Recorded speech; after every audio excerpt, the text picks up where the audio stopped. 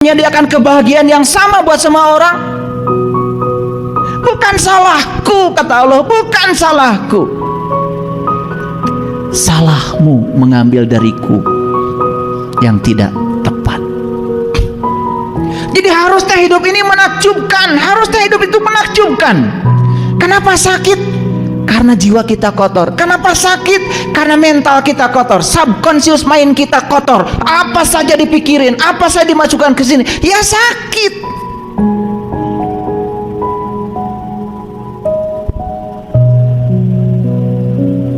Ngerti ini saya ngomong dari tadi? Sudah dikeraskan suara saya. Saya nggak, gaya saya mau begini, nggak bisa di itu. Kalau dari dorongan dari dalam harus bicara tegas, ya saya ngomongnya tegas karena itu udah bukan maunya saya. Syaratnya apa kata Allah? Wa ahsin kama ahsanallahu, berbuat baiklah kamu sebagaimana Allah berbuat baik kepada kamu. Lihat cara Allah berbuat baik kepada kita, lihat, tanpa keinginan, tanpa muatan, tidak bergantung baik buruknya kita. Tetap saja Dia menemani kita, berada bersama kita dimanapun kita berada. Seperti itu Allah. Makanya Allah itu ya seperti itu. Nah, kenapa Allah seperti itu? Karena Dia Maha. Maha itu makanya tidak pernah terganggu. Jadi kalau ada orang mengatakan, awas ya, kamu jangan berbuat durhaka kepada Allah, karena nanti kamu diazab sama Allah. Tersinggungan dong Allah.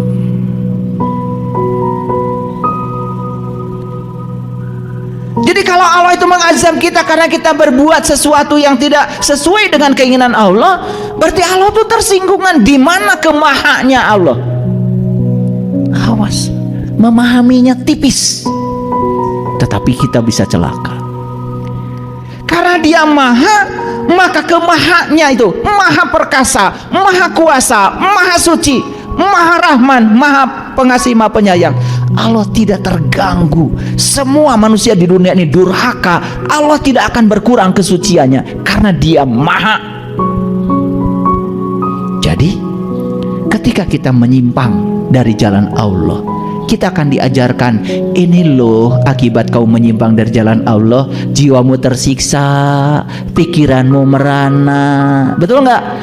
Dengan tetangga konflik, dengan istri konflik, dengan anak konflik, ya, penyakit banyak, duit gak punya. Itu loh akibatnya, gitu kata Allah.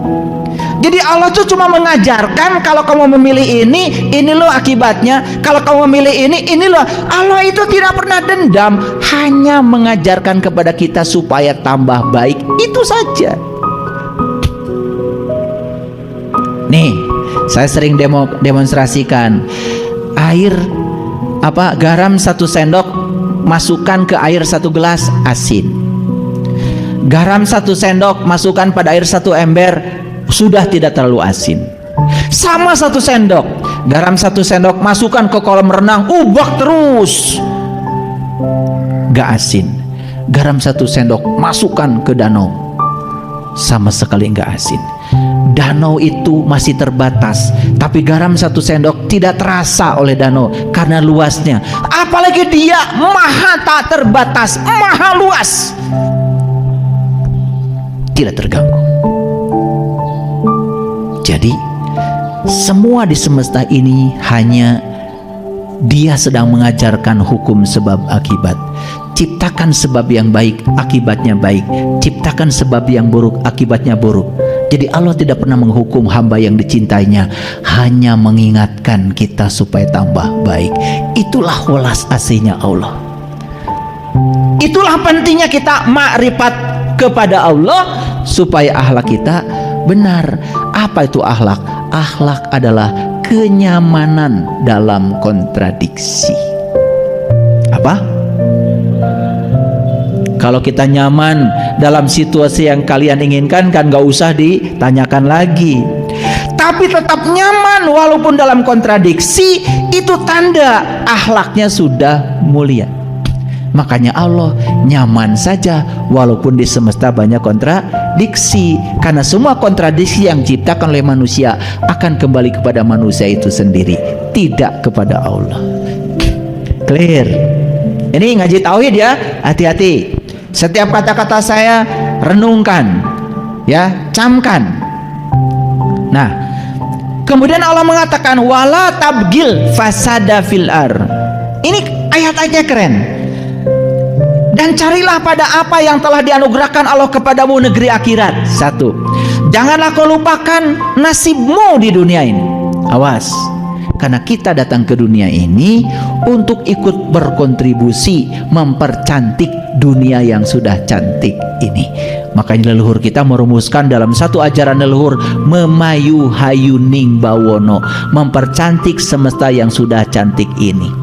Makanya Allah bilang wala tabgil fasada fil ar, jangan bikin kerusakan di muka bumi.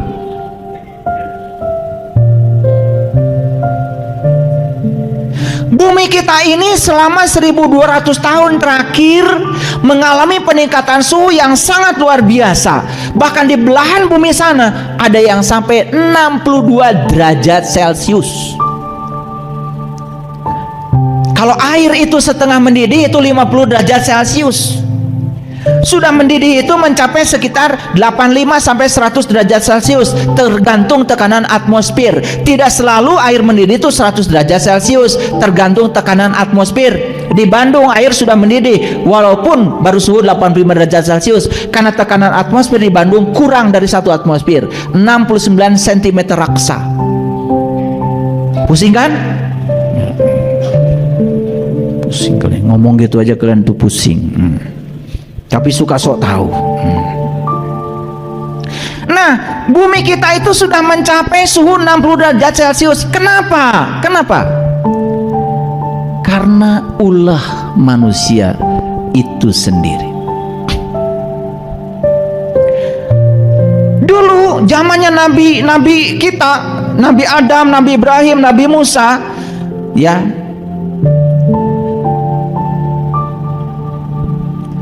tubuh manusia tuh dulu di zamannya itu tinggi-tinggi, besar-besar. Jadi leluhur kita juga tuh yang ngangkat batu di Candi Borobudur nggak pakai forklift, itu mungkin badannya itu gede-gede. Dan kenapa leluhur kita badannya gede-gede? Karena jumlah oksigen di atmosfer ini saat itu masih di atas 45%.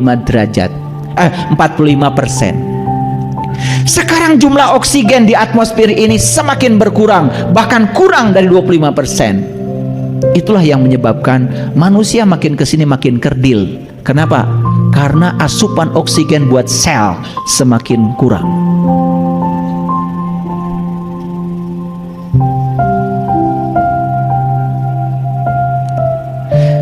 Makanya ayat ini mengatakan wala tabgil fasada fil ar, kamu jangan bikin kerusakan di muka bumi. Maaf, kita semua berkontribusi membuat kerusakan di muka bumi ini. Yuk perhatikan, sekarang kalian perlu oksigen. Perlu oksigen? Siapa penghasil oksigen? Pohon, tumbuhan, rumput.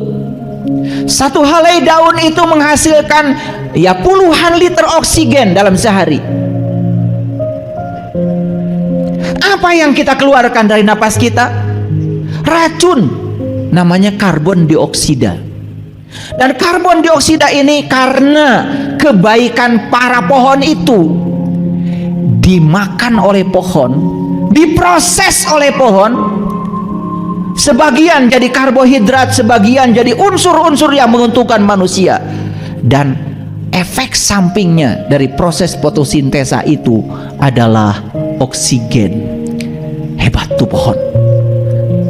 Jadi racun yang kita keluarkan tuh diserap oleh pohon, kemudian diproses dengan sinar matahari dan air. Karbon dioksida plus H2O plus sinar matahari dihasilkan yang namanya karbohidrat. Efek sampingnya adalah oksigen dan air.